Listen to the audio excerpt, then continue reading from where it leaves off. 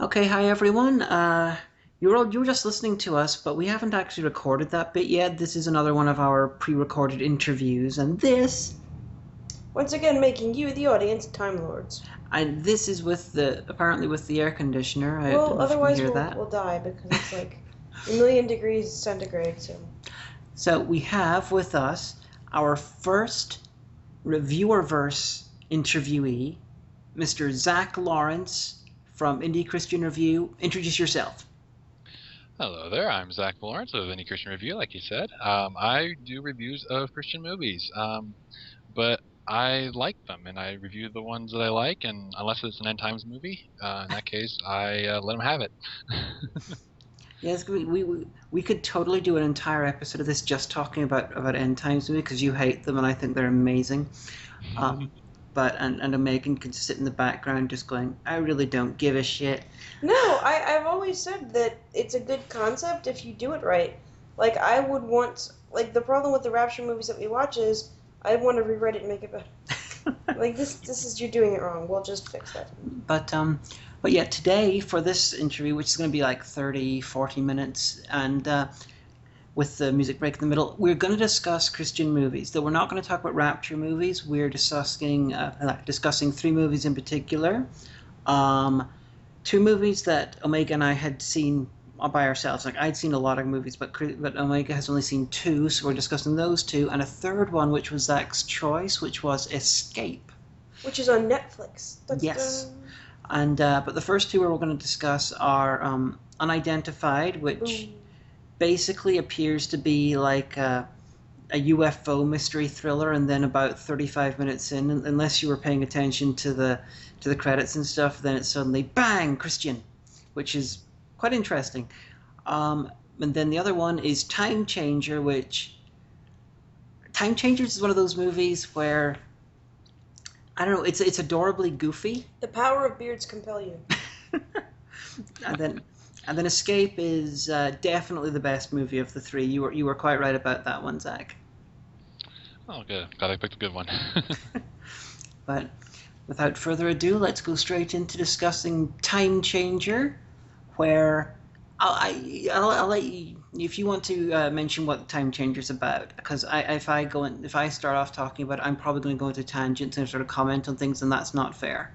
So, All right. Well, yeah, Time Changer is a film directed by Rich Cristiano, who's kind of considered one of the fathers of the indie Christian films.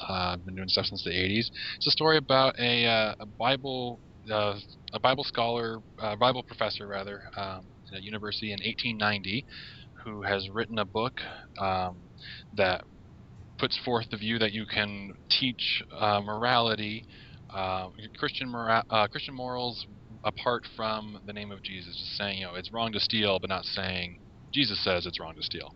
And one of his colleagues disagrees with him strongly, and to prove his point, takes him to his house where he has built a time machine, and he sends him a little over 100 years into the future to see where that view of morals without the Bible has taken humanity. In other words, it shows him the present day. And so the story is about this very much fish out of water over 100 years in the future, and we get a nice moral lesson about the importance of citing your sources. yeah, the that's a very good description of the basic storyline. It's on my review list to do, and it was the first movie that I saw that introduced me to the Cristiano brothers. I've since watched a load of their films, though not all of them. And the guy who invented the time machine, am I wrong in thinking that he was from Gilligan's Island, or the Love Boat, or something like that? He was on the Love Boat. Yeah, Gavin MacLeod Yeah. Okay. plays the old. Of Climb the Cloud. There can be only one. Now, we watched Time Changer. I picked it up at some point. I believe what happened was I was linked to the trailer, I think because of another podcast, and I think I got a little bit into the trailer before I decided to pause it and just buy it. And then after I watched the rest of the trailer, I was like, oh, I completely misunderstood this. I thought he was going to go back in time and like hang out with Jesus, and it was like So I was a little disappointed that I got the wrong end of the stick, at least from the because I watched the very start of the trailer and then I sort of ignored the rest or something. But it was very very entertaining. We watched it in Belfast, right? Yes, we did. Just after I got it. It was the first time we'd hung out, which was cool. But with Time Changer, I would definitely not put it as a very good film. I've seen your review of it, and I got the feeling it was a bit of a guilty pleasure for you as well. Yeah, there's a bit of nostalgia tied to it for me. It was one of the first Christian films I had seen. I'm an aspiring indie filmmaker myself, and so that was one of my first exposures into the world of Christian films. And so yeah, there is a bit of nostalgia for it for me with it. But yeah, it definitely has its flaw. That's for sure. There's it looks like a very very well made episode, visually like a 1990s science fiction show. It looks like an episode of Sliders. Yeah, that's a good way to put it. It should have had John Rhys Davies in it somewhere, but we'll get to him later.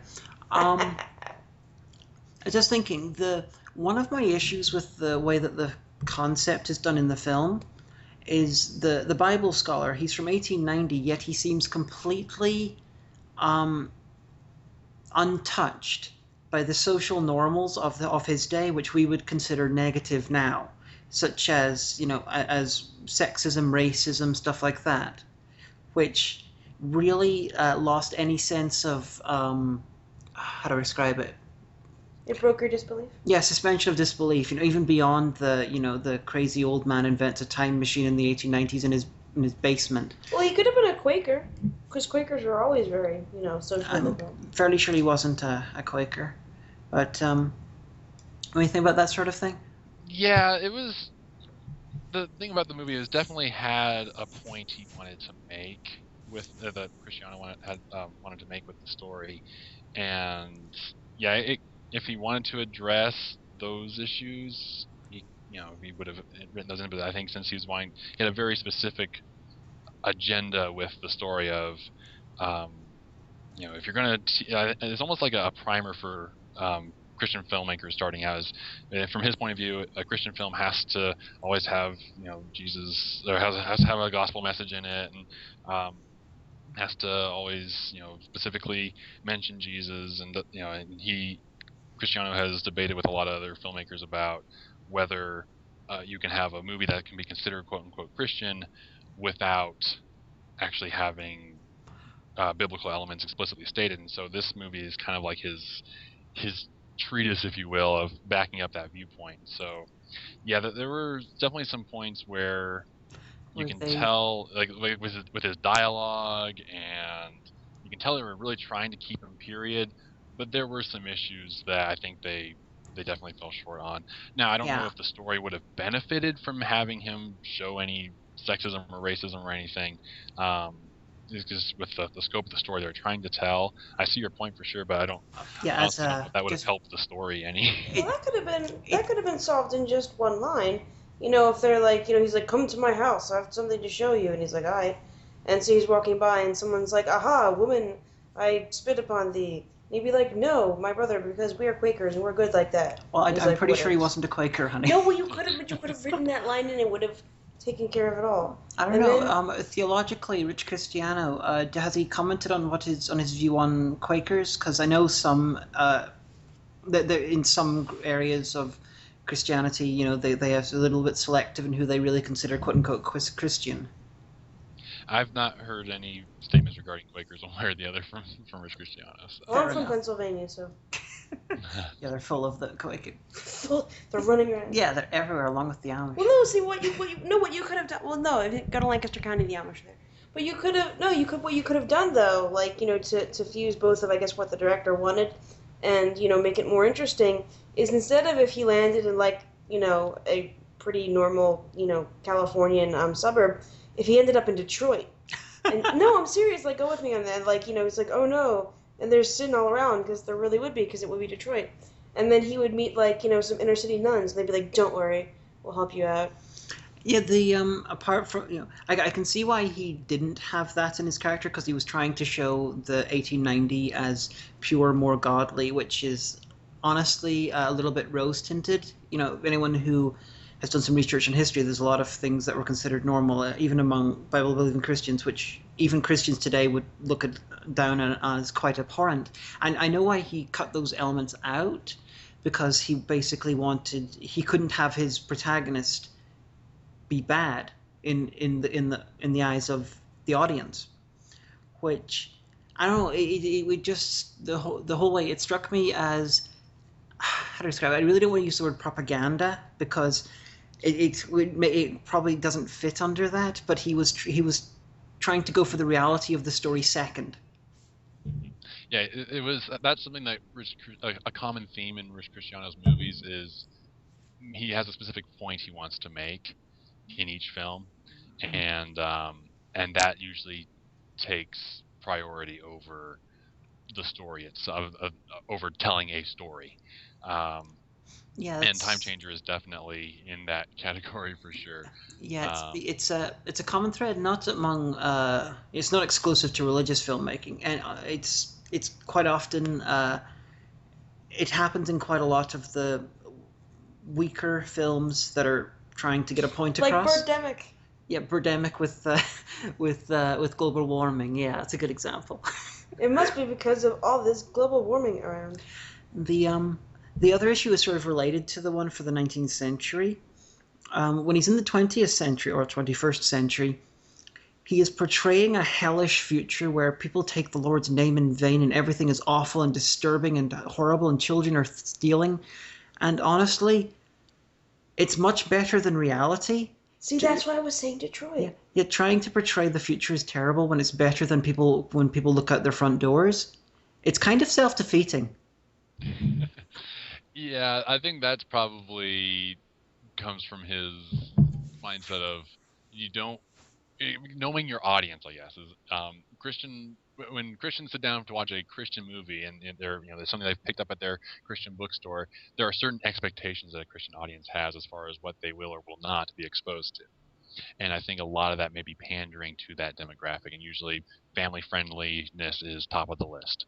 If a movie comes across that bills itself as Christian but has swearing or excessive violence or any kind of sensuality or anything like that, on the whole, the Christian market tends to freak out. It's a little bit ironic, given that I've seen and done some research and read into some of the entertainment that was quite common in the 1890s, and it was far more R-rated than the movie. They were hardcore. Yeah, it's quite common. I've discovered. It's not just with Christian movies. It's another type of religious oriented movies that I have a weird interest in is Mormon movies, and you've got very similar things. But it's quite ironic. The founder of modern Mormon cinema, Richard Dutcher, he's actually espoused not doing the quote unquote message movie to such a degree that he actually doesn't consider himself a Mormon filmmaker anymore. He basically divorced himself from the Mormon filmmaking thing that he started by basically explaining that they're trying to do religious propaganda. So it's quite interesting. Yeah, that's something that I was thinking about. So like you were saying, oh well, like if you're like, come along, family, let us go to the Christian store and buy a DVD for viewing. And so, you're expecting, like, you can watch it with your kids and everything will be fine and it won't be violent. But what's the difference between a movie meant, like you said, to pander to the audience and one with a purely evangelical purpose? Because one thing I liked about Time Changers is there wasn't that obnoxious moment where he's like, let me just tell you about Jesus because, of course, no one's ever heard of him before. And that's what made me think, okay, this movie wasn't so bad. But then, you have movies where it's just... the actor literally turns to the camera and quotes scripture for like 15 minutes. And I'm like, that's not attractive. That doesn't sell a message to anyone. So is there a line? Like, are there ones that are specifically meant, to pass out to people on the slide, be like, watch this, I'm telling you. But like a chick tract. Yeah, but in DVD format. Yeah, they're especially a lot of the earlier Christian films, especially the ones made in the 70s and 80s, were definitely very evangelistic in their intent. And it's been my observation that movies are not the best tool for evangelism. They're great for presenting ideas and for further discussion. But yeah, that's I think now the Christian film industry is trying to find that balance of appealing to non-Christian audiences and still presenting the gospel and what we believe, but at the same time also recognizing that most people who are going to buy a movie that they know is Christian right up front are going to be Christians. So it's it's a lot of debate goes on in Christian filmmaking communities about where that balance is, if there's a place for evangelistic movies, if there's a place for only, some people will get all up in arms. You can't make a movie just for Christians. You're preaching to the choir, and others will say, well, the choir needs to be preached to also. And it's an interesting discussion that I don't know if it's ever going to be resolved. And It'll so yeah, it'll there will always be both. it'll It just definitely depends be on. interesting to see how it pans out. Yeah. The although I have to say the main guy who I've forgotten his name, but the costume he's in, I'd be quite happy with the 12th Doctor dressing like that. Oh, good. I wasn't the only one thinking Doctor Who on that one. Okay. Well, Doctor Who 1996. Yeah. Yeah. It's wild Slightly Bill more outfit. authentic California though, than in the McGann one. But Like, we're not filming in Canada. Oh, anyway. hmm? Oh. But the yeah, with this was my last comment on time chair. It's back to the same sort of thing because I don't know, maybe the Time Changer and then Unidentified, which we'll talk about next. It really reminded me of they're more Narnia than Lord of the Rings. Narnia is quite explicit, and it gets more explicit as more books you go into it. That it is Christian allegory and parable and things. While Lord of the Rings, Tolkien put Christianity into it, but he did it very subtly. While Escape is more Lord of the Rings. But I suppose one of my sort of the big issue is really criticized in my mind as with Time Changer that if you're going to make a movie that is talking about a subject that you think you're decrying a subject and calling it bad and this is terrible, which is the immorality of the modern day, then it's disrespectful to your audience to not actually show what you're talking about. It was the same issue I had with Sting Moment of Truth, because apparently there was a huge subplot about his drug addiction, which I reviewed the movie. I watched it like 4 or 5 times. I completely missed it each time. Because did he have a drug problem? Apparently so. Oh, that sucks. I really think if you're gonna have it in your film, you should actually have it in your film. Yeah, and I think the worst Time Changer I ever got was showing some teenagers with mohawks staying out too late on the sidewalk. I think that's probably the worst they got. So yeah, I agree. I mean, but there's also a point too where there's ways to show things tastefully, and that's where Christian filmmakers tend to err too much on the side of too tastefully to the point where it becomes sanitized.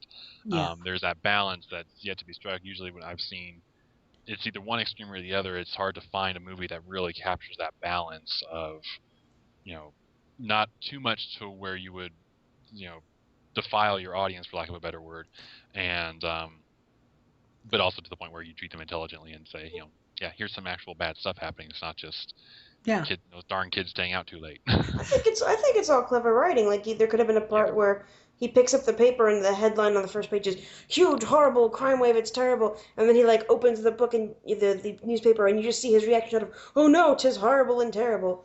And so everyone will think, "Oh my, it must have been, yes." Yeah, or he opens up a magazine thinking it's a newspaper and it turns out to be something that the audience will recognize it's the name of some sort of a porn magazine, but he doesn't realize what it was. No, because it would be like, "I'm shocked and offended." Yes. But on to Unidentified, which is our second one, because this is the second movie. This is the second of only 2 Christian movies that Omega has seen. I bought this last time I was over visiting, and I'd seen it previously, and it's like Time Changer. It's one of those I enjoy on a. I really don't want to say ironic level, because enjoying something ironically is just identical to enjoying something. It makes you a hipster too. Yeah, it's silly. But Omega did not care for Unidentified. So honey, please actually no wait. If we start you on Unidentified right now, you're gonna go for like 17 hours. Zach, could you give an overview of Unidentified? Sure. Yeah, Unidentified is a movie about a reporter at a magazine called Both Sides, where they try to be fair and balanced journalism. And they start covering these UFO abduction stories. And he's partnered with a guy who's completely skeptical and thinks it's all one big con, and someone's trying to make money off of the whole thing. And our lead character, whose name escapes me at the moment, he is more of a skeptic. He's kind of a passive Christian, and so he kind of comes in a bit more open-minded, but along the way has a crisis of faith as he's presented with these possibilities of, perhaps UFOs are actually spiritual in nature, and it's not little green men. So yeah, it's another fun one. This one is probably more so than Time Changer, I would say, where they're trying to present, hey, here's this really cool idea we've heard about. Let's make a movie about it and tell the audience this neat theory about what could possibly be behind UFOs. Yeah, it was. I knew going in it was a Christian movie, obviously, because. Well, I knew too because you told me. Well, yeah, but based on the cover of the DVD and things, it's not readily apparent. So it is a little bit like half an hour in, suddenly Christian, which. I'd honestly love to see it with a completely secular audience who don't know it's Christian. That would be really, really fun to watch. It would. You could tape it and put it on They'd YouTube. get confused as hell. Well, I had a few issues with the film, and one of them was that, the actor was like, I'm totally not Australian, I'm from Texas. And we're like, no, you totally are Australian, mate. Yeah, the atheist who was Australian. This is just for the audience.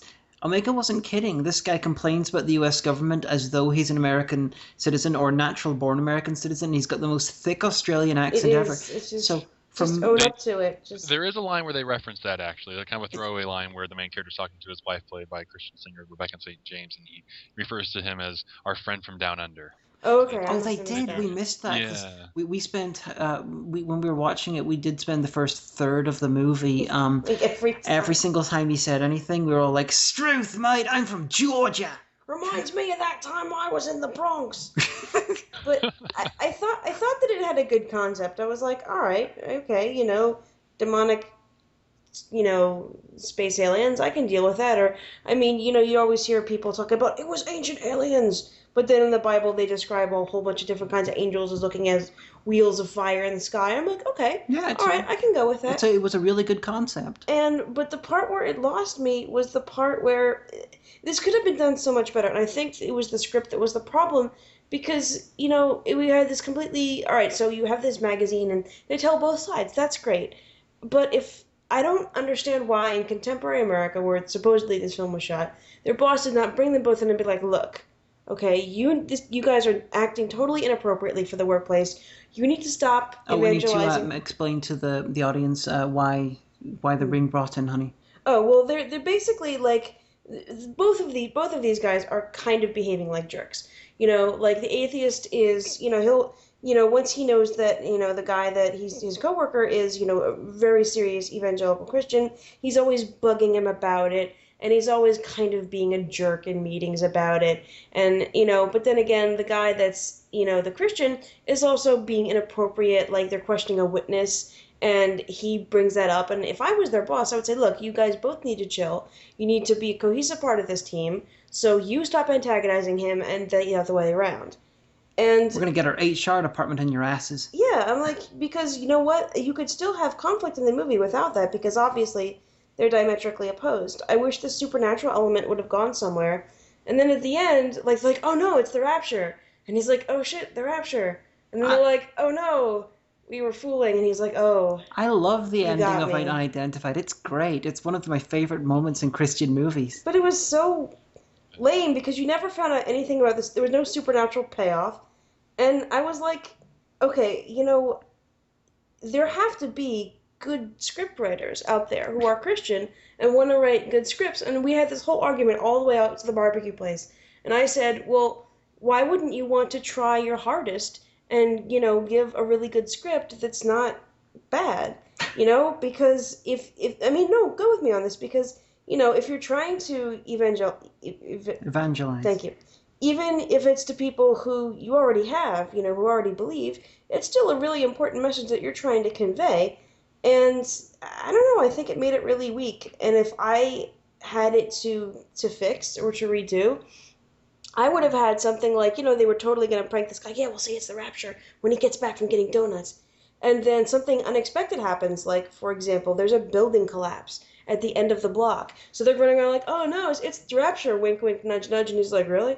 And then all of a sudden, their generator cuts out. And they feel, there's the building rumbling because there's, a minor disaster happening nearby. And they're like, oh my gosh, it really is the rapture. And, the guy who was so smug, which is totally not, as I recall, anyone being smug in the Bible, who'd be like, oh, I was so smug, but actually I'm so prideful, I really am a sinner. And then he's like, really? And he'd be like, yeah, we were trying to prank you, but it looks like it really is the rapture. And everyone's like, oh. And the fireman's like, come on, everyone, you have to get out of here. And they're like, oh, it wasn't really the rapture, but now we have a lot to think about. Amen. The end. That doesn't make much sense to anyone who's not seen the review. So, honey, remind me to get you drunk and make you record something, just a rant about unidentified, and put it on the internet. That'd be hilarious. No, because it's a savable plot, but you have to just think a little bit, The end. I realize that's a hard act to follow, Zach.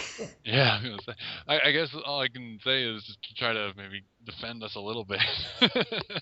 And that, for Christian filmmakers, it's a fairly young industry, if you will, if you can really call it an industry. It's, Hollywood has a 100+ year head start on the indie Christian filmmaker as far as the art of storytelling and for film. So yeah, our scripts, they're not the best. I say that as a aspiring scriptwriter myself. So yeah, I'm targeting that remark at myself as well. Yeah, but they could hire a good scriptwriter. And then the next hurdle that we have to face is budget. Usually we just don't have the budget to hire good writers. That's a good point. That's why a lot of Christian films you see the credits are written, produced, directed by the same person. Oh no. Or the same two people. They're usually related. Joe, we don't have enough money, so you'll have to do. My main issue with Unidentified, just as a piece, is apart from I have a similar issue with Omega as about when it comes to the unprofessionalism of pretty much everyone in the office. It's the fact that at the end we just have this random guy with a beard explain to everyone, and basically as a sermon, as to what's been going on, and it's almost as though no one told them it wasn't a play. The old guy who was like, I seen some things, I tell you what.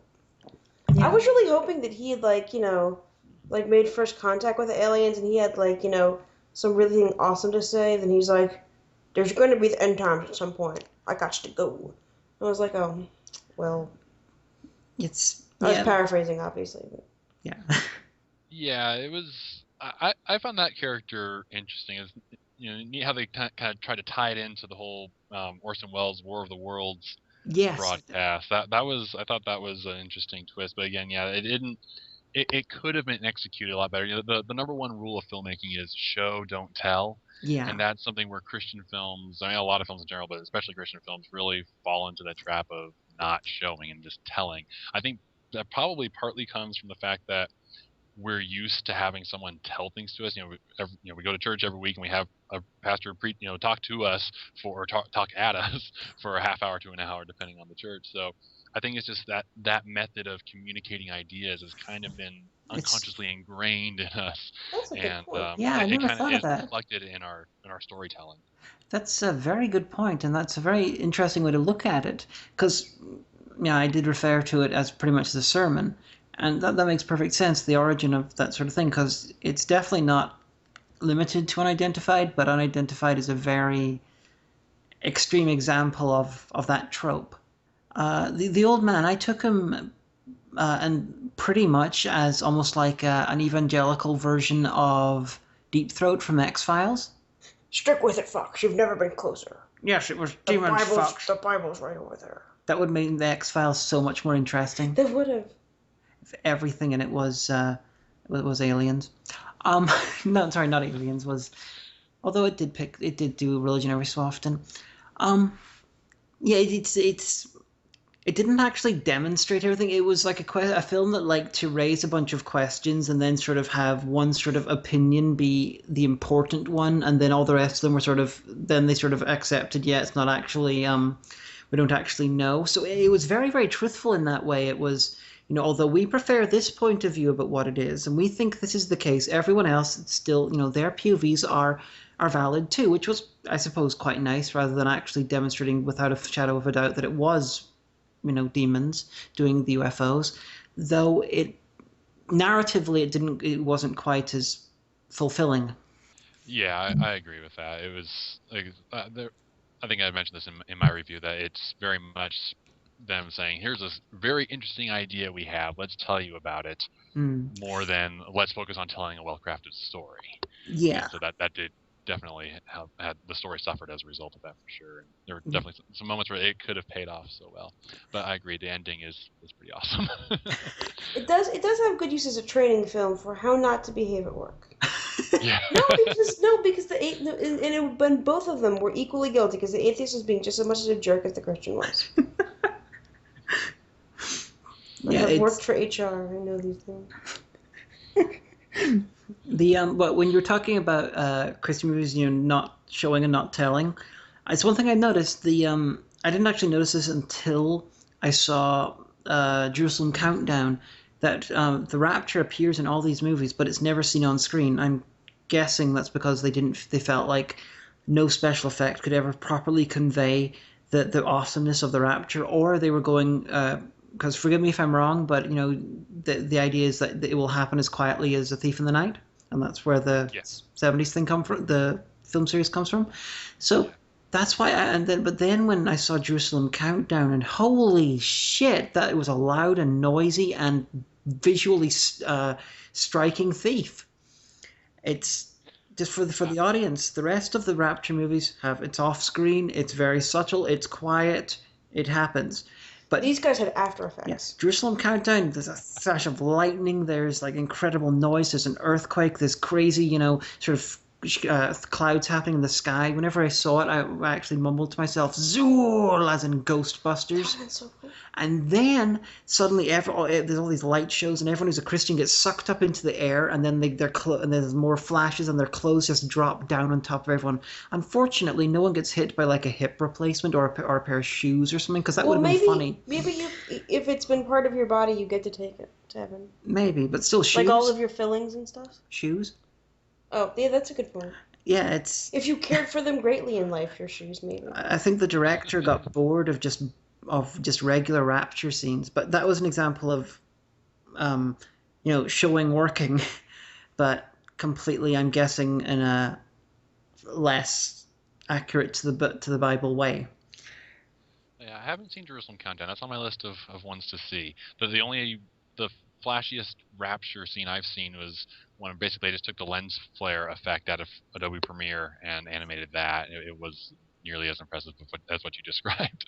So I'm definitely going to need to... Oh, was that Revelation Road? No, actually that one was The Gathering. It's from like 1999 or something. Oh, I think I've seen The Gathering. I covered that one in my Attack of the End Times movies. I think I've seen The Gathering. I'm not entirely sure.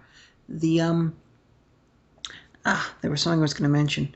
Yes. I have to say, just as a side note about Jerusalem Countdown, it features David A.R. White as a non-believer who works sort of for the government, who during the rapture, gets left behind. This is, you could actually, this guy, in about half the movies he's done, he's playing that pretty much. I was going to say, it sounds like Moment After, and After 2, Revelation Road, except he wasn't working for the government then, but he was left behind in blink of an eye. Is this his thing? Sure seems like it. Oh, speaking of David A.R. White, I actually, when I rewatched Time Changer and prepping for this interview, I actually caught, I'm almost positive he has a 2-second cameo in Time Changer. Oh. In the 50s diner. Just like one moment blink and you miss him.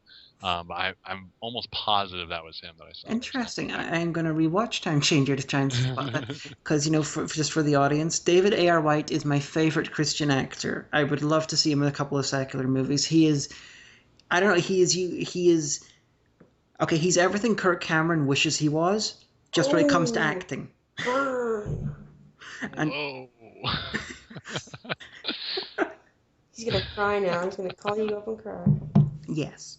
Well, if he hasn't cried after my Left Behind review, I don't know when he will cry. That's true. But on to Escape. We've saved the best movie for last. It was actually. We watched it the other night on Netflix.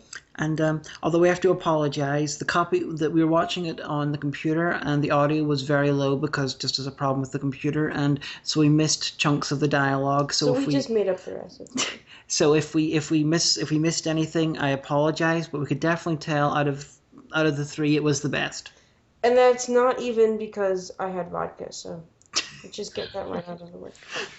I was not drinking. Well, no, you don't ever. Well, the good thing was that the first thing that came up was Phuket, Thailand. And honey, why don't you share your personal relationship with Phuket? I'll give the description of Escape first, or do you want to do it, Zach, to make sure that it is not slanted at all? Well, see, if I'm doing it, it might be slanted the other way. Well, it might, but this is our show, so okay. I'm sure it equals out. You're our executive synopsis person for today. Yeah. Okay. Well, Escape is about two American doctors, married couple, who are mourning the death of their 4-month-old daughter, and as kind of a way of starting life over, they go to Thailand to work at a mobile medical clinic and just kind of try a new start at life. But unfortunately, along the way, the husband ends up getting kidnapped by human traffickers who need a doctor for their injured captain. And while he's in captivity, he meets John Rhys Davies, who has also been captured. And so the story is about their attempt to escape and their wives working with the police to try to find them. And along the way, it answers questions about why God lets bad things happen to good people. That's a very good synopsis. This is quite odd for me because most of the Christian movies I review, we haven't really discussed it here, but quite often sections that I have the biggest issues with are what I usually see as the ethical implications of the theology, but with this film, the biggest issues I had, honestly, were the accuracy in which they were depicting Phuket, because I spent a month there a couple of years ago, so I was like, oh no, their base, the human traffickers' base is one of the Phi Islands. The Phi Islands are their biggest tourist attraction. That's like hiding your terrorist group in George Washington's head in Mount Rushmore. That would be a great plot for something. North by Northwest 2 there, right? It was stuff like that. It was like, oh, they're getting kidnapped from Phuket. Phuket is like the biggest tourist area in South Asia for foreign tourists. It's if it's anywhere that Thailand wants to keep safe for rich people who are coming in from foreign areas, it's Phuket. So it was just little things like that. My thing was that. So her husband is kidnapped, by the bad guys.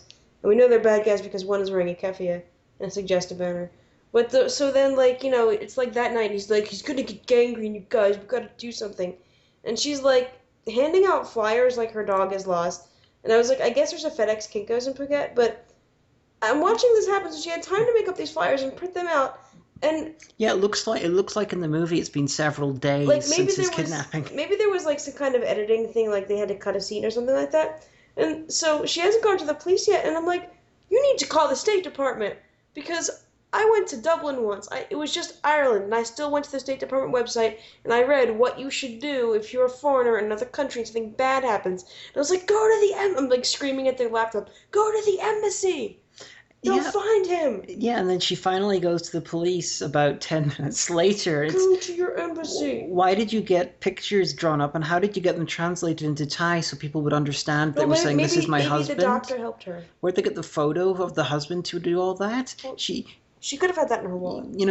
Honestly, with her seeing her logic and how she dealt with her husband's disappearance, which I understand you can do silly things once you're panicked, but... Maybe she has PTSD because of grief. Maybe, but I'm going to be a bit cruel here, but I'm thinking that she possibly smothered her baby while thinking she was putting a blanket on it or something. That's terrible! I'm thinking she wasn't very good at doing things, generally. Well, I think the baby died of SIDS, is what I think. Well, probably. That was probably the intention, but I think she was just really stupid. Anyone, audience listening, if you are in trouble in another country, and it's not something. It's not because you did something stupid. It's because you're actually in trouble. Go to your embassy. Tell the State Department. As long as it's not your fault, they will try to get you out of there. And they might even send Bill Clinton or something. And I'm not entirely sure if there is an American embassy in Thailand, but in Phuket, but I think there is, because when I was over there, I accidentally came across the Irish one, and it was, honestly, it was in a shack by a road, by an orchid farm. It was really weird. Was it near a pub? No, unfortunately Oh not. no. But yeah, this one, the way that things were done, it was definitely much more organic. Yeah, there wasn't the. Hold on a second while I turn to the audience and tell them everything. Yeah, the way that the discussions were handled, that was it was it was interesting. It was good. It would, honestly, big chunks of it would work much better as a play than a film. It was, because it was quite stationary in that way. The biggest issue with the theological part that I have is that they didn't quite they had the courage to do it to not have like a sermon, to do it in a subtle way, but then at the end they didn't have the courage to go all the way and have it open-ended as to whether C. Thomas Howell became a Christian or not. Yeah, again, I think that's probably a casualty of the know your audience syndrome with Christian films.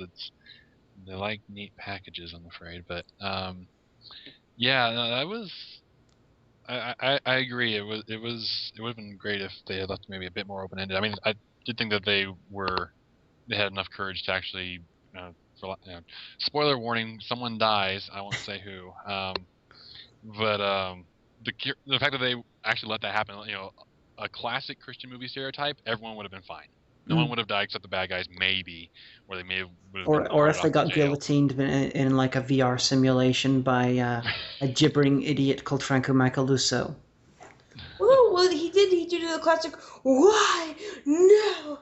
And fell on his knees. That was great. Yeah. I appreciated that a lot. It really was a Darth Vader quality. No!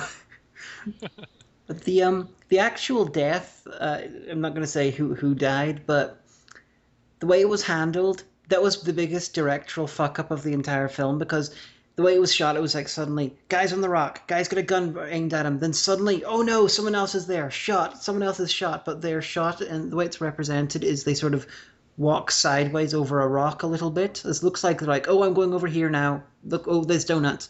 And then suddenly a guy's falling off a waterfall in a really, really, really badly composited shot.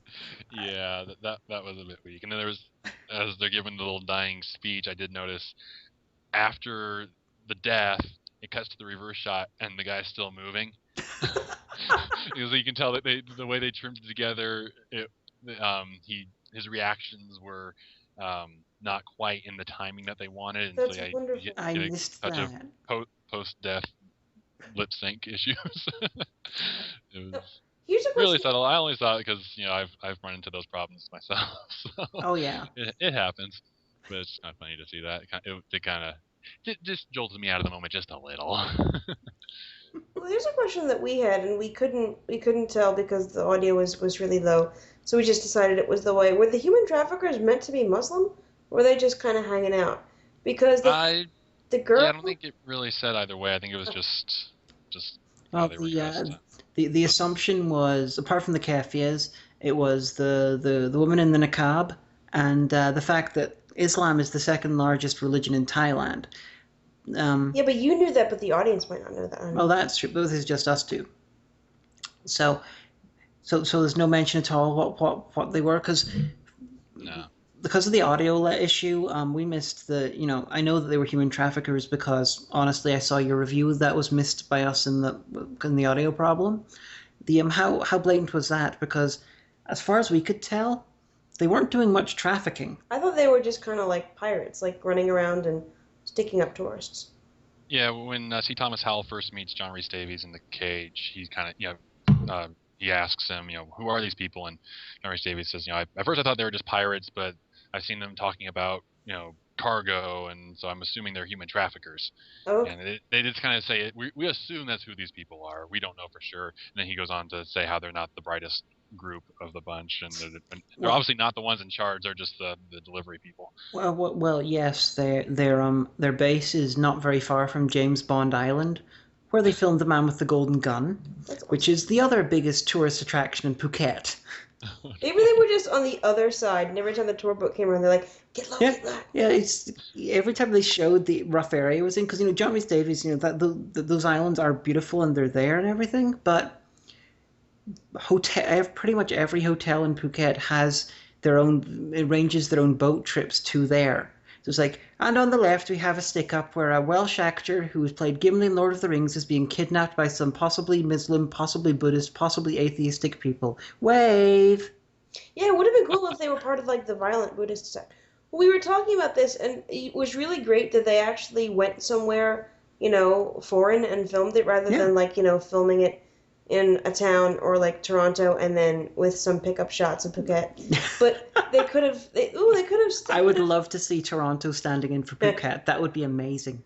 But well, no, they could have filmed it in Phuket, and then you were saying set it anywhere in Southeast Asia, Yeah, honestly. like in Myanmar or like in like Indonesia or somewhere that is a little bit more rough and tumble. Yeah, honestly, most of the people who are going to watch it, I'm guessing, aren't too familiar with what Thai looks like writing-wise. So they could have said it in the rest of Thailand. They could have said it in Indonesia, Myanmar. Um, they could have said it in quite a lot of places. And I just find it really weird that they chose to set it in the location where they obviously filmed it.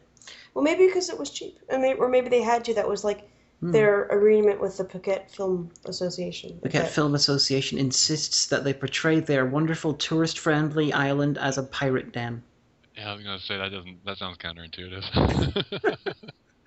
Yeah, this is just I would because we watched it on Netflix. I haven't got the DVD, so I'm guessing you have a copy of on DVD. Oh yeah, you do because of your episode. Is there a director's commentary? There's not. There's just like a really short behind-the-scenes featurette, but there's no commentary or anything. And they didn't address why Phuket, other than it's such a beautiful place. I think it is gorgeous. I think that's the biggest extent they went to as far as why they had it there. With a couple of minor, not much info. With a couple of minor changes, because the big meat and potatoes sort of crux theological discussion thing is mostly fine. They could have actually improved the issues around it, such as if they'd set it like a couple of months after the tsunami.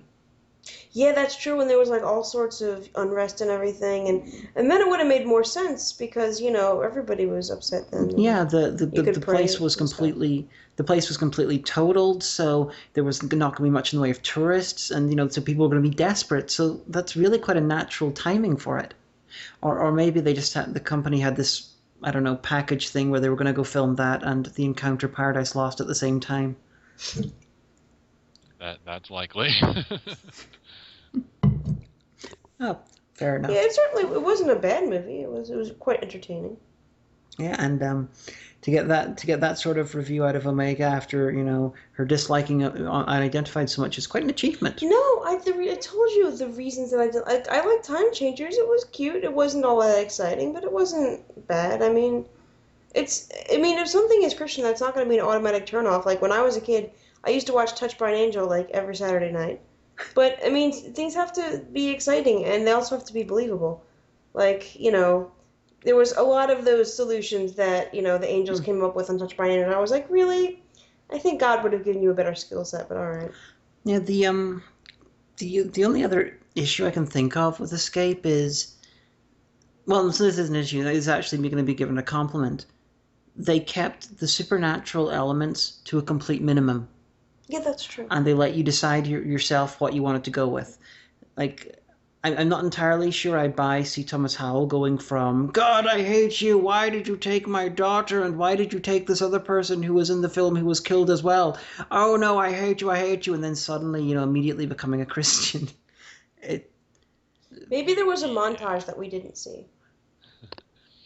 Yeah, that did feel a bit rushed to me as well. But again, I think that's probably just yet another casualty of this is a Christian movie. There are certain expectations we have to meet for our audience in order for people to not hate us. It's a downside to the Christian film audience is that we will turn on a movie that doesn't meet our checklists, people will turn on it really fast. So It's that's You one know of what you our should do, many and flaws. if you do this, and then you will be famous, like all through the Christian film industry, is if you have it, like, you know how in a movie a guy meets a girl, and then there's a montage of like all of their afternoon dates together, you know, and like at the passage of time. You should really have the faith montage, and you could like say, no, I'm being very serious here. They showed that in the intro to Bible Man. But this would be serious. And like, you know, you could have like like, you know, like choose some kind of like 80s Christian rock to put behind it. And I mean, it wouldn't be like, you know, lifting weights or anything like that because the Bible's not very heavy, but still. And then you become known for that. Be like, it's that guy. He, you know, he invented the faith montage. Oh. I wish I could do that, but I personally don't care for the whole put Christian CCM music behind the montage style. I think it's overdone, actually. You could use regular metal, but I think that might go poorly. Well, you could use, I don't know, something that doesn't sound very Christian, like Striper or Living Sacrifice. I haven't listened to that. I'm actually more of a Celtic music person. I don't usually listen to modern or to much Christian music. I'm weird like that. Yeah, fair enough. The damn it, I forgot what I was going to mention. You know, you do this every episode. You're like, do. there's a thing, and then I forgot about it. I do. I'm incredibly scatterbrained. The damn it, I've forgotten. But yeah, for the audience, all three of these are fascinating films for different reasons. You know, Time Changer because it's silly and it's charming. Unidentified because it's how to describe it. Bad. Oh. Sorry. No, Time Changer because it's one thing, but then it's actually something else, but then it's actually a sermon of something else. And then Escape because it's an interesting theological discussion wrapped inside a not badly made, you know, travelogue / drama. And if you've always wanted to see Thailand, you can catch a bit of it. And it's also on Netflix streaming, which means that, you know, if you pay monthly, then it's free for you. Yeah. And eventually I do hope to review Time Changer, definitely, maybe Unidentified. Escape's not really the sort of thing, but I think I could probably do like a short review video on it or something. You could do a nano view, maybe. Yeah. But since we've been going longer than we should have, I suspect. Well, I think what I'm going to do is I'll do what I did for Stuart Urban, and we will publish this in its entirety and then cut it down for highlights for inserting into the show. Oh, that's cool. Just as as a little epilogue for our discussion, Zach, is there anything that you would like to plug? Where can people see your videos? Well, you can go to my website, indychristianreview.com, INDY christianreview.com. That's for all my episodes, and I have some written reviews on there as well. I also do independent film. I make my own Christian movies, which I've actually gotten some flack for, saying, "Hey, you can't review movies and make your own." But I don't know. I think that makes me more qualified because I can, you know, I can look at films from a filmmaker's perspective. So I don't know. Maybe that makes me great on a curve because I can see where their lack of budget and I can sympathize with their plight and how that affects the storytelling. But it's like, you know, Ed Glazer does that. Yeah. Brad Jones and, does that. Porn Critic. Yeah, he does that. Yeah, the Porn Critic. I'm guessing you haven't seen his stuff, but nope. His day job is he's a professional porn director and he reviews porn movies on the internet for fun. You know, like you do. But anyway, yeah. So my film work can be seen at my company website, standingsunproductions.com. That's standing SUN productions.com. And actually just wrapped production on a feature film called In His Steps, which is based on the book where What Would Jesus Do comes from. We did a modern day adaptation of that. We're in post production for that right now. And if you go to inhisstepsmovie.com, you can see we actually released the first half as a web series and then decided to make it a feature instead. So you can see got some footage online already. So more info about that project there, and we're actually trying to raise money for post-production. There's a donate button, but you don't have to click it if you don't want to. It won't hurt my feelings. That's all the plugging I'll do. Yeah, and guys, just from my point of view, I find Zach's videos on Blip to be absolutely fascinating because, I don't know, it's partly to do with your presentation because you're so happy and enthusiastic, which is, and the videos are so short. And honestly, I know you mentioned when we were talking on Skype beforehand that you're a fan of Linkara. Even before, whenever I saw your videos, I the only thing I could use to describe you was basically a Christian media version of Linkara, because you've got like the review and you've got the fedora, but then suddenly you've got these like story elements which completely take over. And I linked you actually to Lewis, and I was referring to basically as an alternate reality of his version of him, from like a where he was very, very, very serious Christian, or at least, well, he is a very serious Christian because he is, but you know what I mean. And I'm not entirely sure how many he watched or if any, but he did seem rather amused by the idea that Wow. It's me in another way. That he's got a Christian doppelganger out there. Oh, wow. You guys should totally do a crossover.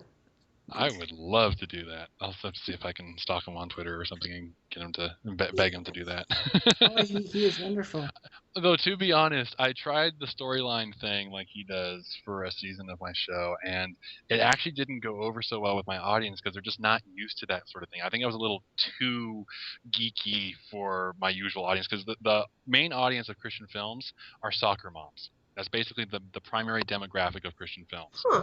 And they're like the main decision maker as far as, I'll buy this movie for my family. That's part of why the family friendliness of them tends to be very strong, and there's not too many edgy Christian films that do well. So I think I was just I think my Doctor Who fandom took over a little too strongly for my audience to really get what was happening. So I'm not sure how much I'll do storylines in the future, or at least not that out there. But yeah, I'll definitely keep my other characters around and stuff. So. That's the fact that you're sort of semi-retired. That's a bit disappointing to me because honestly I haven't watched all your reviews and I haven't watched them in order. So because I was pretty much looking through it for ones I'd seen or that sounded interesting based on the name. And so it was like story, no story. I didn't really notice there was a correlation between time, and it's like, oh, that's unfortunate. Because it was genuinely interesting to come in partway through a storyline where you'd been captured by like a pirate who's named after a cow for some reason. That's the bandana he wears is that cow print thing. So in my drawing from my infinite source of creativity, I call him Cowhead. Yeah, not one of my finer named characters, but works. He's not meant to be taken seriously anyway. So well, if and when you have like a cross between him, Uncle, the guy with the metal nose, I can't remember his name, Uncle something with the... Uncle Bob, and the storyteller, you got to do some bit where you lampshade the fact that all of you look identical. I have toyed with that idea, actually. In fact, I even have a Doctor Who, a fan doctor that will pop up from time to time, and he looks just like me too. So I'm trying to come up with a way to poke fun at that, because I am well aware of that issue. It's the sort of thing that I wish someone would do that, because in my story, my two main characters I play, there's a reason they look similar, and it's quite actually horrible and horrifying, but I'm not going to mention it because it's going to be a spoiler for some time. But it would be really quite funny. But would that be the reason? Yes, possibly. Bum, dum, dum. But I think we're just about wrapping up. I'm sure I'll think of something just after we wrap that I will have wished that we would mention. Anyway, guys, check out Zack's stuff. It's really quite interesting, and who knows, at some point maybe we'll manage to get a crossover or something going. I would definitely be open to that for sure. We just won't say fuck or anything. Okay.